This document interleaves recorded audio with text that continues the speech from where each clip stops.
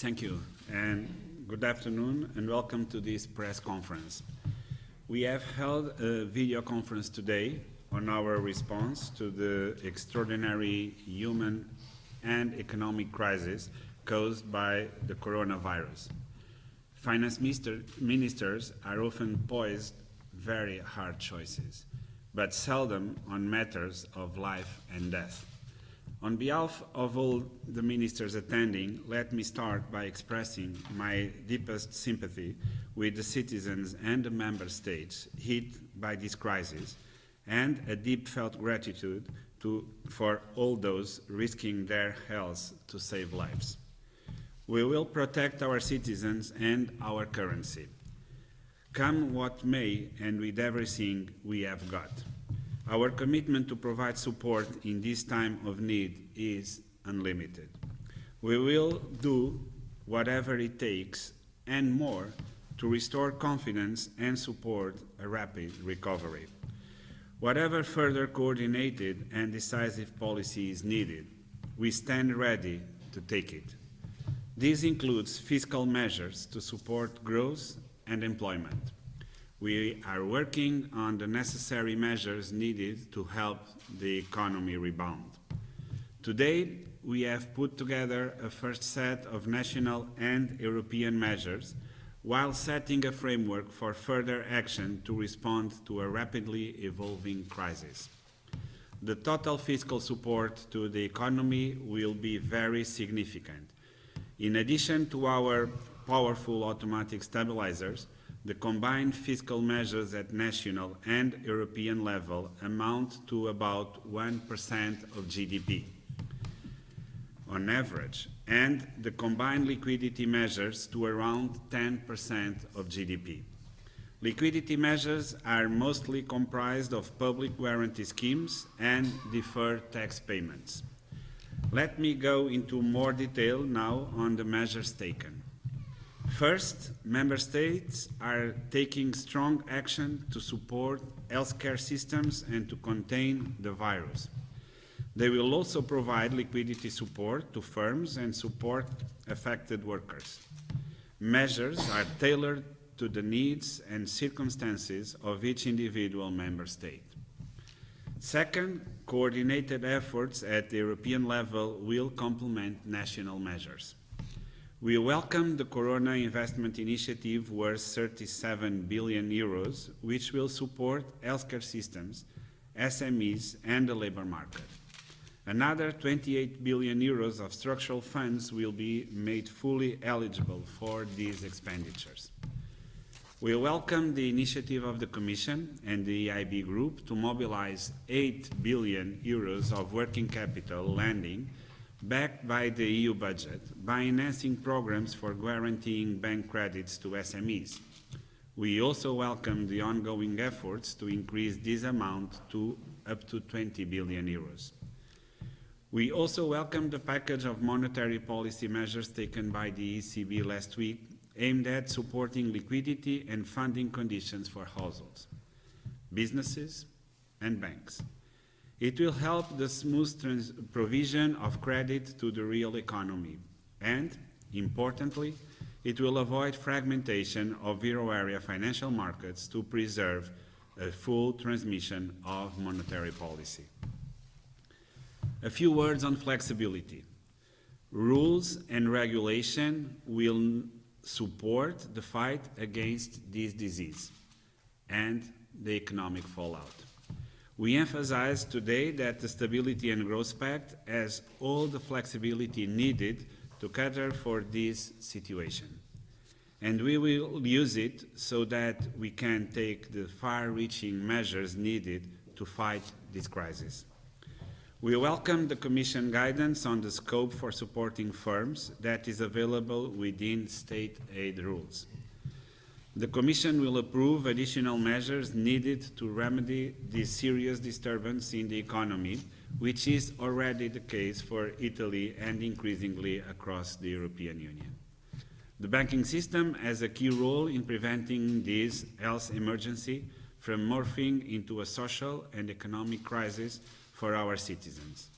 We welcome the statement by the European Banking Authority to make full use, where appropriate, of the available flexibility to support the banking sector.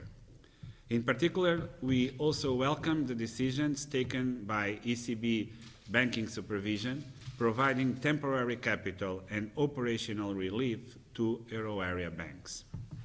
All the resources available at EU level must be mobilized to fight this crisis. All institutions will participate in our collective effort to defeat this virus.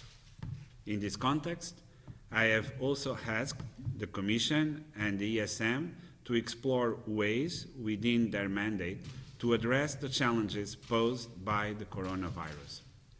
Let me close this topic by stressing that this is a first step, and the Eurogroup will continue to follow the situation very closely and stand ready to act swiftly. We have agreed to follow up with regular calls at least once a week. We will continue to act swiftly and decisively to developments as they unfold. Today, ministers also agreed to very briefly review a few other pending issues in our agenda, namely ESM treaty reform and enhanced surveillance in Greece. On the treaty, back in December, we reached an agreement, in principle, on all elements related to the ESM reform, but left a few legal issues to be clarified. Work done by our deputies clears up our remaining open issues. I am confident that we will be able to close this big chapter shortly. Also, on the so-called amending agreement to the IGA, our focus is now fully on the coronavirus, and we will thus politically finalize the treaty reforms after the situation eases. A final word on Greece. We shortly discussed the fifth enhanced surveillance report today. We welcome the good progress with reform implementation. Greece has been able to outperform its fiscal targets for the fifth year in a row, reaching a primary surplus of 4% in 2019. We all agree that, of course, Greece will also be able to make full use of the flexibility with the fiscal rules to deal with the consequences of the coronavirus. Let me close this press conference by wishing everyone well. These are extraordinary times in which we must support each other wherever we can. Especially to the people and families affected by this disease, I wish you all the strength needed to get through this. Thank you. The floor to the Commission. I would just note that the statement of the Eurogroup is out. You may have already received it on your emails, but it's already available also in the website. So, Commissioner Gentiloni, please. Yes, good evening. I will also begin with a thought for the thousands of people who have already lost someone dear to them, and broadly, millions of people worried for their health and for their families. And I also, as Mario said, want to express our gratitude to the health workers and all people in the front line against the spread of the coronavirus. Our priority, the priority of the European Commission, is to save many lives as possible. Nothing matters more. At the same time, it is clear that this health crisis is set also take a severe toll on our economies. And let me be clear that this is also a very human consideration behind the economic data and market indicators that we see flashing red are the jobs and the livelihoods of our citizens. So our policy response clearly needs to match the gravity of the situation. We will meet frequently, as Mario said, and let me say something very clearly. We will need unprecedented coordination on fiscal issues to restore confidence and to pass from fear to confidence, unprecedented coordination on fiscal issues. Our goals are clear: ensuring health systems have all the resources they need, providing liquidity for affected companies and protected people's jobs and incomes. The Commission, as you know, decided on Friday how we can work to achieve that by defending the single market and ensuring solidarity, which is not an easy task, but we are struggling for it, mobilizing the EU budget and the EIB group through a smart application of our state aid rules that was presented by Margrethe Vestager during our Eurogroup meeting, and using the full flexibility of our fiscal framework. Let me only highlight 2 points. First, our initial assessment of the significant fiscal and liquidity measures decided so far. Discretionary fiscal measures at national and EU level amount to about 1% of GDP for 2020. And this figure will surely become larger very soon. This is, of course, in addition to the very significant impact of automatic stabilizers. Furthermore, thank you. Now we go to the tricky part of questions remotely placed by journalists. We will start with Marco Bresolin from La Stampa, a question for President Centeno. I'm being spokesperson of journalists here. Why aren't the ministers ready to apply immediately the general escape clause and suspend the Stability and Growth Pact? Isn't there at this stage a risk of a severe economic downturn? Well, today the Eurogroup agreed with the European Commission approach regarding unusual events clause. But there is little doubt the virus is unleashing a severe economic downturn, so that options, and the option is there to be used. Again, let me be very clear on this. The SGP, the Stability and Growth Pact, will not stand in the way of our fight against this disease and its economic consequences. And we will continue to do all that is within our reach to fight this economic crisis. Thank you. Second question for Victoria Dendrineau from Bloomberg. You mentioned the ESM as part of the crisis management framework in the statement. 2 questions, actually. Was there any discussion about how to expand the role of the ESM in this context to help countries in trouble, maybe via an emergency facility, the way the IMF can be used? If that were the case, would a country receiving such aid need to adhere to conditionality, and would it be eligible for OMT? Maybe we'll start with President Centeno, and perhaps the other speakers may want to say a word. Mm-hmm.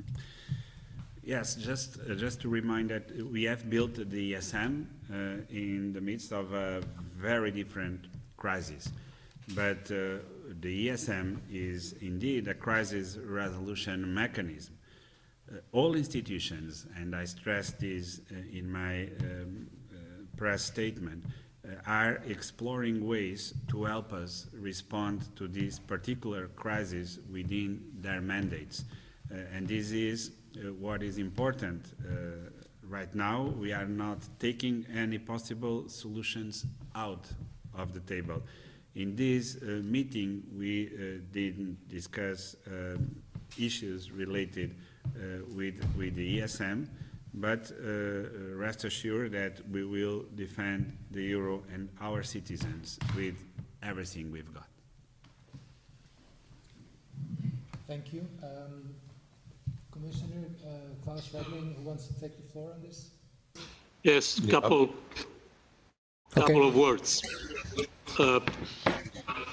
First, to add to what Mario just said, that in our communique, we are very clear in saying that the Eurogroup welcomed the readiness of the Commission to activate the general escape clause about the Stability and Growth Pact, which is, I think, the right procedure, because it is the Commission that should propose to the Eurogroup to activate this clause, as we decided on the communication on Friday, and today the Eurogroup welcomed this decision. Second, I think that we are facing a crisis affecting all European countries very seriously. The virus is not choosing this or that country, and we have an extraordinary